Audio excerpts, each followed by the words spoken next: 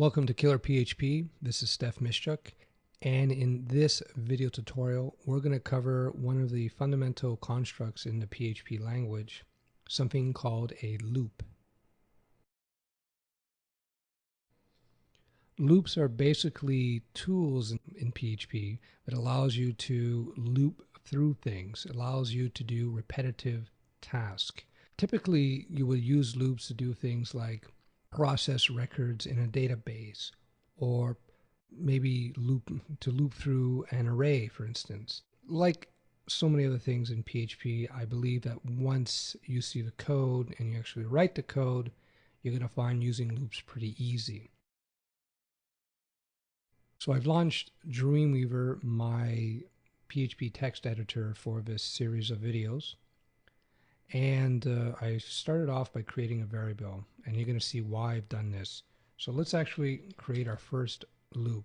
This, of course, is the while loop, and use the keyword while.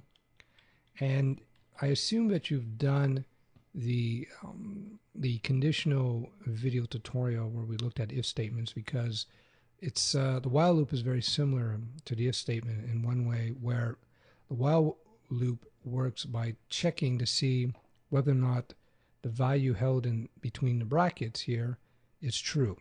And if it is true, this gets run. And as long as this value here turns out to be true in between the brackets, and we're going to put a value in there in a second, this gets run over and over and over and over again, thus the loop. So let's create a little counter, and we'll do that by using this variable. So I gave the variable an initial value of 1. While this is equal to and less than, say, 10, we're going to tell it to, let's say, echo out. Now here's a new operator I want to introduce you to, the double plus plus sign. And that operator is called the increment operator, and I'll explain to you what it does in about 2 seconds here. So let me just start from the top. So this while loop basically works like an if statement, where this code here, anything in between the while loop opening and closing curly brackets, will get processed if whatever is in between these two brackets is true. So as long as the variable count is is less than or equal to 10, this will get run. So what we're doing, we're just echoing out the text hello to the page, and we're doing something very interesting here that I haven't shown you guys before. This double plus symbol is the increment operator. So what basically this does, this is a shortcut way of saying increase the value of the variable count by 1. That's what this does. So so the theory is, I should get rid of this maybe. The theory is that every time this loop runs, this variable value will be increased by 1. So it'll start off being equal to 1, then 2, and 3, and 4.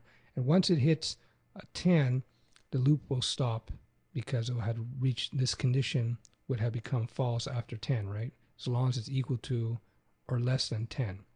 So actually when it hits 11 rather, it will stop processing. So let's run this code and see what happens. So I've popped open Firefox, and as you can see, the word hello has been printed to the page 10 times. So let's go back to our code and make a couple little changes, and we'll look at some interesting behavior. So for instance, so we hello ... So let's change that like so. Give it a space, and then we're going to use a concatenation operator, the little plus sign. And what we're going to do is we're going to actually print the value of count as we loop through. So we should see the loop increment as we go along. We should actually see the number increase. And what I'm going to actually do as well, I'm going to put in a HTML break so that it's a little bit cleaner. So let's take a look at this in the browser again. And here we go. So you see we've created 10 hellos, and you see it's printed out the numbers. And the reason it's printed out the numbers is because we've actually told PHP to print out the count variable value to the page. So there you go. This is a basic loop. This is the while loop. There's a couple other loop types that you can find in PHP. And essentially what you want to get out of this is it works like an if statement, a conditional statement, where as long as this value is true, this gets processed. Once this value is no longer true, it just skips that block and PHP will continue to process the code from the top down as it always does. The next type of loop we're going to look at is something called a for loop. And to speed things up, I've written the code already. So we're just going to look at the for loop and watch it in action. And we'll take it from there. The for loop looks complex at first, and I remember when I was learning this way back, I found it kind of complex. But what it does in a way is it sort of combines everything that we see in the while loop up here. I've commented it out so that it doesn't run our page. But you notice, like with the while loop, I had the count variable. I initialized it out here, and then I set the condition here. And the condition, this is what the condition basically is, what the PHP script is looking for, whether it be a while loop or a for loop or an if statement, and so on. So what the for loop does, it gives you a much more compact way of looping, if you will. So I've initialized the variable here, and this is the condition. Basically, I'm telling it, if while the count is equal to or less than 10, do this, and this is increase the count. And I can also tell it to do stuff here as well. So it's a more compact way, and it pretty much does the same thing. One point I want to make is that this update, this is basically instructions to the loop, to PHP, what you do after a loop is completed. I want to point out this is done first, and then the PHP goes back and does this. So this will get printed to the page before it increments the count variable to the next level. This is the increment operator that we looked at in the while loop section of this, of course. So let's save that, and we're going to take a look at it in action.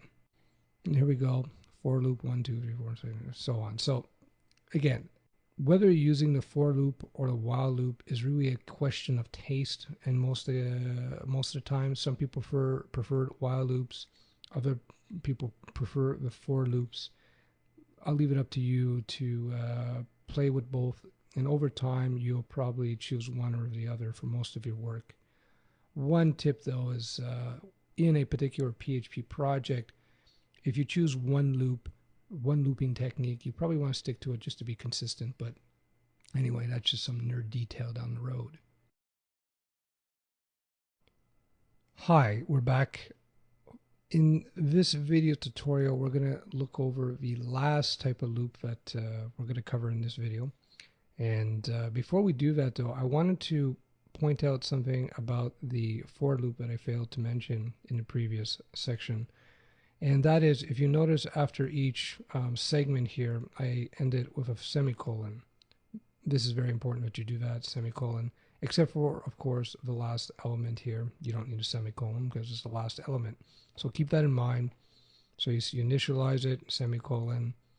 This is the what you need to do, what's the condition. Basically, this is what the loop is operating off of. And this is what it does after it processes this. That said, now we're going to move over to what I feel is the coolest looping technique in PHP, and that is the for each loop.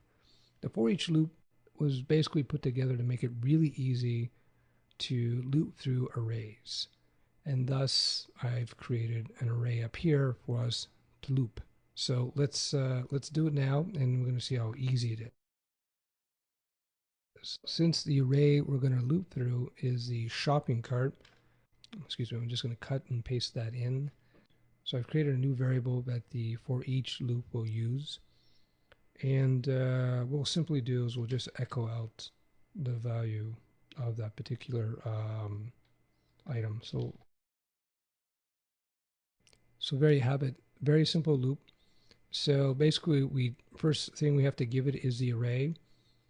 And then we have to give it a variable that will be used to represent each item in the array. So the for each loop basically looks into the array for us, grabs an item in the array, and then prints, does whatever we want with that item. It sticks it into this variable rather, and then we can do whatever we want with that. And then it keeps looping through the array until the array is has been looped through entirely. So let's save this, and we'll take a look at what it looks like on the page. Item fish, item dogs, item birds. Of course, this corresponds to our array here. What else can I point out about the for each loop? It's rather a simple one to use, so there's not much to say about it. It's a very important looping technique because when you're pulling records from a MySQL database, for instance, it actually comes back as an array. If you're parsing information from a form post, as we've learned in the previous video, it's actually a type of array. So the for each is actually can be used quite a bit, and it makes grabbing information out of an array quite easy. Now you could use a for loop to grab values from the array, but it would just take more work to build it. So I would just use for each. So that pretty much covers our basic look at looping in PHP. There's a few more details here and there, and there's another type of loop that you could use, but this I think is enough. We've learned about the while loop, the for loop, and the for each loop. And I hope you see the value in these things. You're going to be using them quite a bit in your PHP coding. I can guarantee you that. And I would suggest that what you do is create a bunch of loops and give it a go. There's nothing like actually getting your hands dirty in code to learn this stuff.